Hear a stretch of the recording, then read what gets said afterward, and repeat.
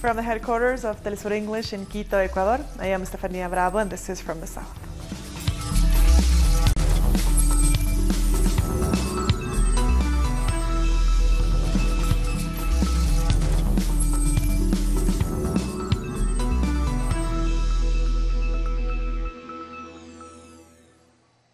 Hours after Andrés Manuel López Obrador assumed the presidency in Mexico, crowds have gathered in Mexico City's Zócalo Square. These are live pictures from the square. It is here where AMLO will be inaugurated by indigenous leaders and social movements. Representatives of Mexico's 68 distinct indigenous peoples, as well as members of Afro-Mexican groups, are also participating. López Obrador is the first president to take part in a traditional indigenous cleansing ceremony as part of his inauguration.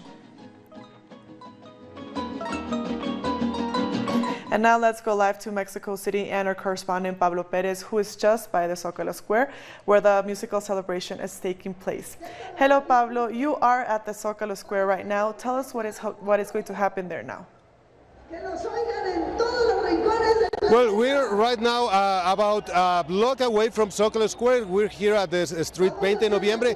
It's one of the main streets that leads to the main square of Mexico City. And you can see the people is gathering all the way up to here because Zócalo Square is full now. The official calculus has not arrived yet, but the people are saying that it's over 200,000 people now that has gathered here to, well, to watch how Andrés López Obrador is going to arrive here soon. He is right now at the presidential palace after being sworn in this morning at the legislative palace, the Congress of Mexico. And well, it's expected that in a few minutes, in almost an hour, López Obrador is going to get down to the plaza and, as you said, receive the staff of command from the indigenous people and then address the people of Mexico. In the morning, he gave a very, very important long address to the senators and congressmen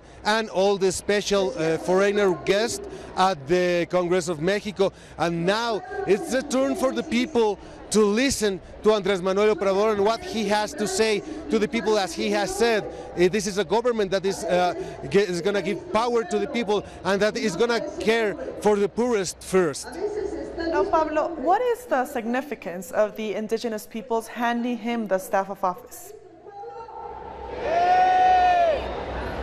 This is very important because, you know, indigenous people for a long, long time in Mexico's history has been, well, put aside there because well, they are a minority and they are always on the countryside, and they say that they see themselves as guardians of our natural resources, of their traditional lands, the lands and resources that had been victims of the extractive industries for a long, long time, and well, their rights have not been respected during all this time. So, for a long time, indigenous people in Mexico have seen the government as an adversary to their interest, to their history, and to their culture. And with this gesture now, there's the handing down of the staff of command, something that is done traditionally only to other indigenous people of their own nations.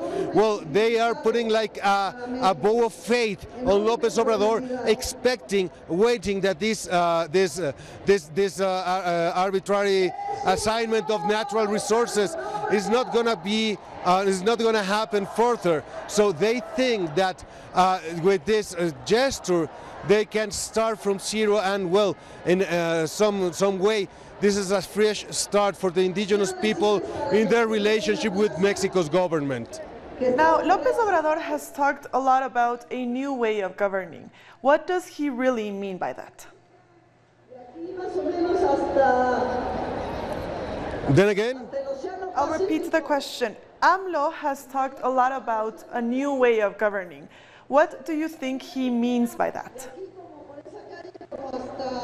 Oh yeah, well, he has said that he is not going to take, well, there are several issues to this new way of governing. One, he is convinced that the way to fight corruption is from the top down. From the top, he's saying that the presidency is going to be free of corruption, and it's going to convince of other functionaries, other government officials to follow that lead, something that has not happened never before. And also, he is starting from the transition process.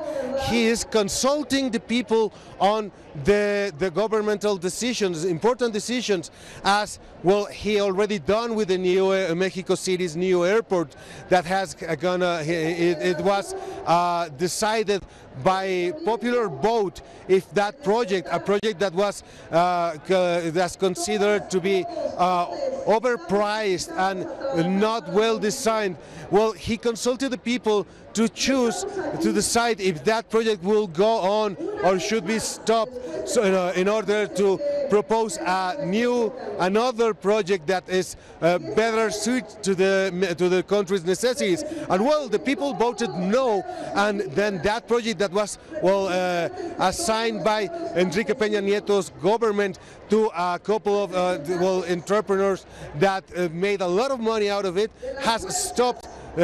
From this day, from December 1st, when Andrés Manuel López Obrador said that if the people voted against it, the project will stop. And well, he says that this is the way he's going to govern, by asking the people what the people of Mexico want. Pablo, we thank you so much for your information throughout the day, and we hope to get back to you very soon. And as we said earlier, Andrés Manuel López Obrador was sworn in as president at a ceremony before the Mexican Congress. Enrique Peña Nieto, whose 6-year term ended today, removed his presidential sash, a symbol of the Mexican president, and handed it to the president of the Congress, who then presented López Obrador with the sash. He was sworn in and now begins his 6-year term with strong majorities in both houses of Congress. I swear to defend the Constitution of the United Mexican States and its laws, and faithfully and patriotically carry out the post of President of the Republic that the people have entrusted to me. Universal. La cuarta transformación política de México. Today, we begin the fourth political transformation of Mexico. It may seem pretentious or exaggerated, but today, not only does a new government begin, but also a change of political regime begins. This movement, those who planted what today we're reaping. Social leaders, politicians, many who were ahead of us. But they were the precursors of this fight, of this movement. We will never forget you.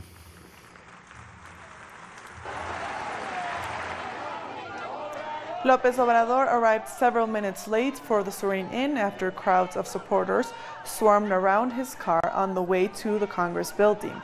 He has promised that the people will have the last word on his presidency and promised to submit to a recall referendum after 2 years in office.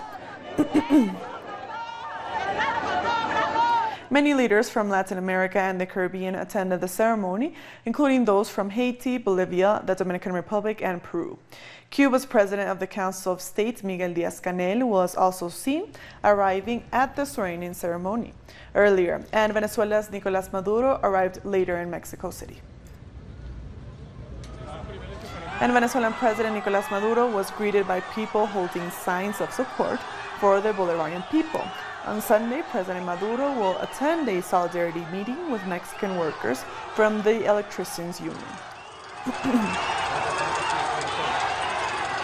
And just outside of the Mexican Congress, a rally was held in support of the Venezuelan president and the Bolivarian people and revolution.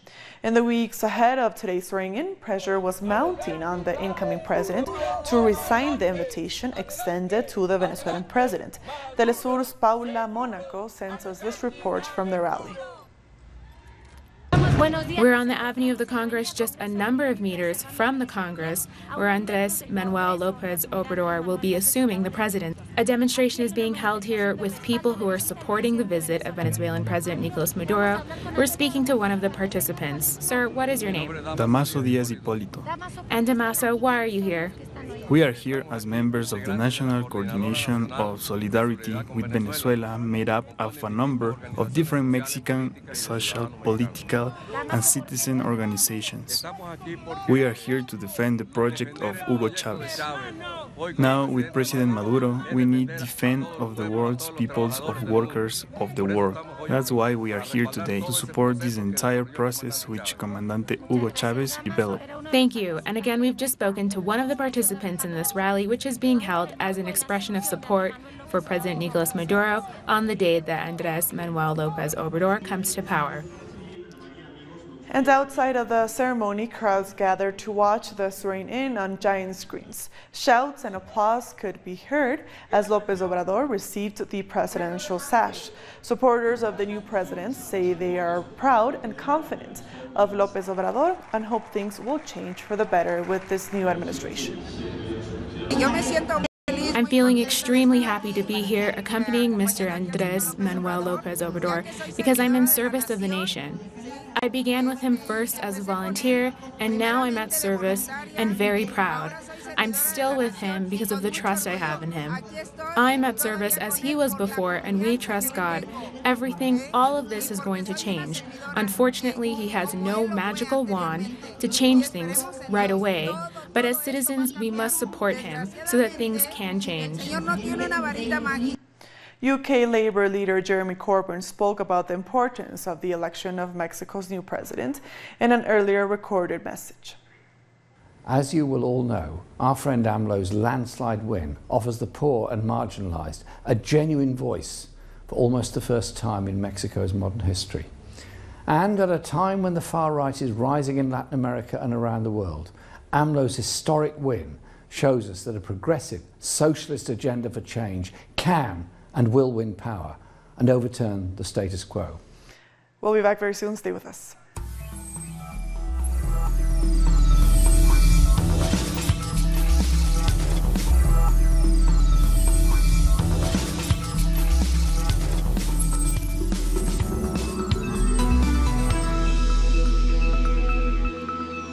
Welcome back. As the G20 summit in Buenos Aires is coming to an end, U.S. President Donald Trump is holding a dinner meeting with China's Xi Jinping. This is their first meeting since a trade war broke out, with both countries imposing tariffs on each other. Earlier, President Trump had a brief encounter with the Russian President Vladimir Putin. Putin also held talks with U.S. National Security Advisor John Bolton at the summit. The news comes after Trump abruptly canceled a meeting with Putin over concerns about the recent Russia-Ukraine flare-up in Crimea. And during the summit, Turkish President Recep Tayyip Erdogan has suggested to his Russian counterpart, Vladimir Putin, that he holds another meeting to discuss the situation in the Syrian province of Idlib. In September 2018, Turkey and Russia agreed, along with the Syrian government, to create a demilitarized zone around Idlib. However, several shellings have taken place since then, and the first airstrikes hit the area on November 25th.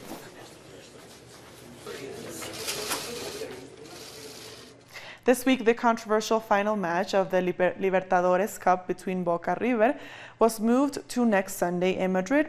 FIFA President Gianni Infantino spoke on the sidelines of the G20 Leader Summit about the cancelled match, which was supposed to be played in Buenos Aires, but which faced a number of security issues and violence.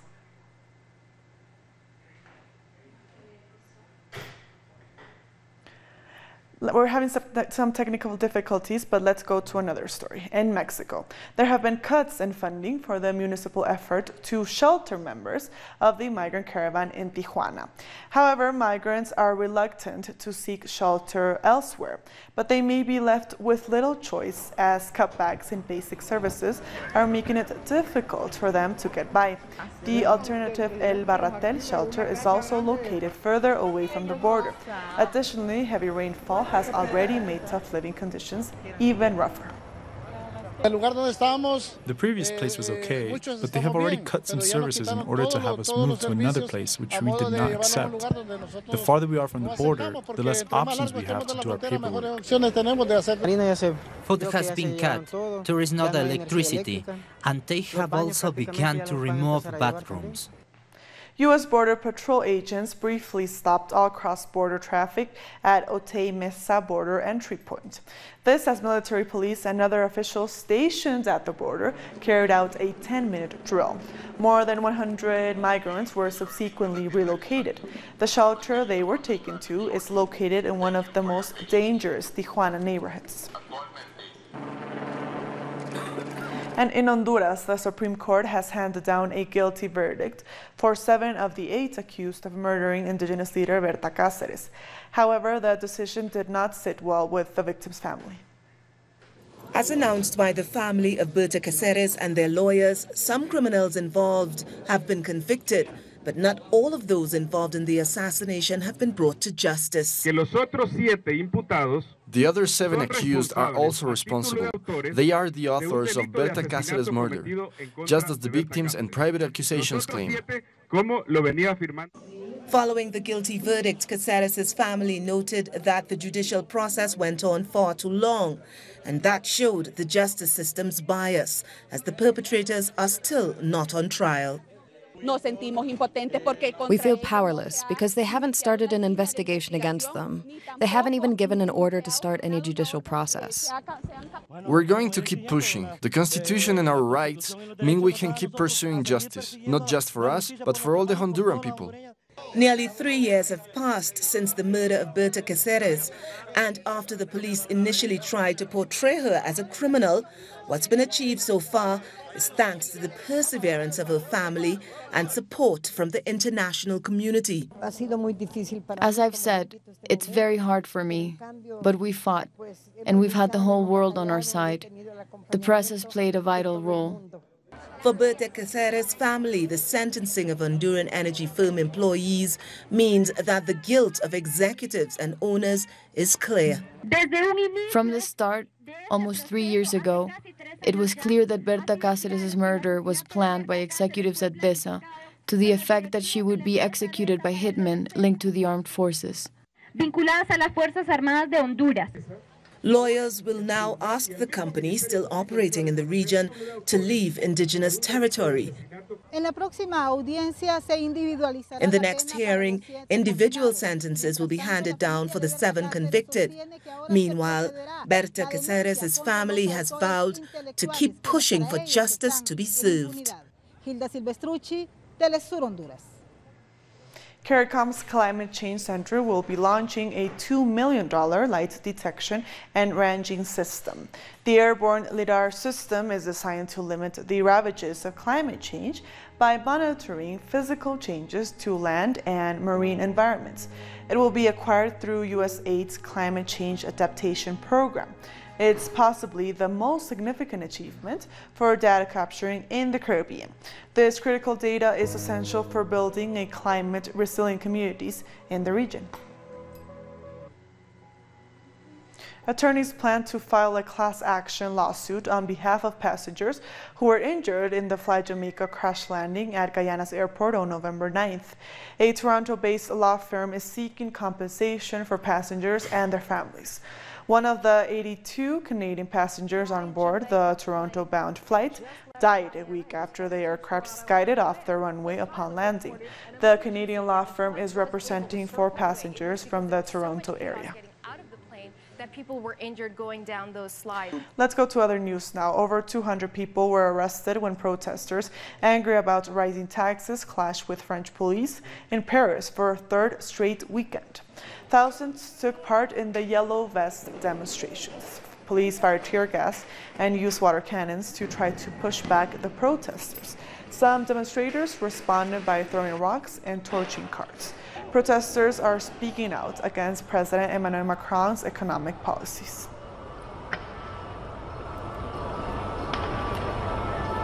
The Latin America 2018 conference is taking place in London at the headquarters of the British Trade Union Congress.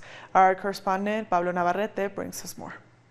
So we're here at the Latin America 2018 conference at the headquarters of the British Trade Union Federation, which represents close to 6 million workers.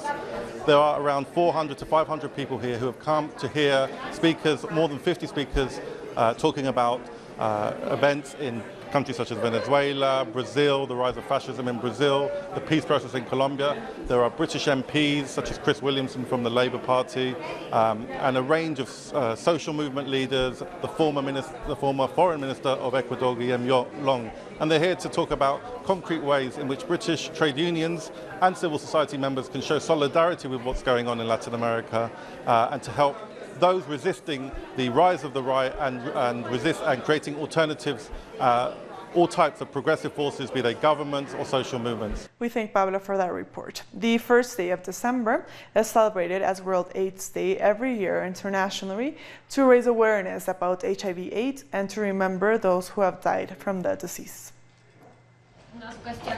This year marks 30 years since the first World AIDS Day was held. The theme for this year's event is Know Your Status, which aims to encourage people to get tested, raising awareness about the importance of knowing one's status and calling for the removal of all barriers to accessing HIV testing. While significant progress has been made in tackling the epidemic, the rate of new infections around the world is still high, especially among young people. An AIDS report shows that there were about 2 million new HIV infections globally in 2017. How do you feel that the transmissibility? I'm scared because I'm not seeing decline on new infections amongst adults. And that is scaring me because we have 1.9 million new infections every year since 5 years ago. While advances in HIV treatment drugs have enabled people with the virus to live long and healthy lives, discrimination against people living with HIV is still widespread. Pope Francis will next year visit a shelter housing individuals who have been rejected by their families and communities because of their HIV status. The Pope will see that we are being rejected, and he will send a positive message of acceptance to all people from Panama and across the world. Today there is a lot of discrimination. People are misinformed, thinking that if I shake your hand or kiss you on the cheek, you'd become infected with the virus. Early HIV detection has been identified as one of the most effective ways of preventing AIDS-related deaths and new infections. However, the stigma against people living with HIV deters many from getting tested. To combat this problem, HIV researchers have come up with self-testing kits, which allow people to do the test in the privacy of their homes. The project was first rolled out in 2015 in Southern Africa, which has some of the highest rates of people living with HIV. I think it's more because of the privacy that goes with it, as compared to going into a public clinic where everybody says you walk in and says you walk out and stuff like that. This one you can do in a total privacy. It is hoped that self-testing will allow more people to know their HIV status and help to achieve the United Nations AIDS Program's 1990 campaign, which aims to, by 2020, diagnose more than 90% of people with HIV, put the 90% on treatment, and ensure 90% experience viral suppression, thereby reducing AIDS-related deaths and new infections. And with that, we've come to the end of this news brief, and today we leave you with images of the Zócalo Square in Mexico City, where thousands are gathered to welcome Andrés Manuel López Obrador as their new president. De todos va a haber una representación de un hombre y una mujer que van a estar acompañando a don Andrés Manuel López Obrador para recibir el bastón de mando. These and other stories, as always, find them on our website at telesurenglish.net. And also join us on social media, on Facebook, on Twitter, and on Instagram. For Telesur English, I am Estefania Bravo. Thank you for watching.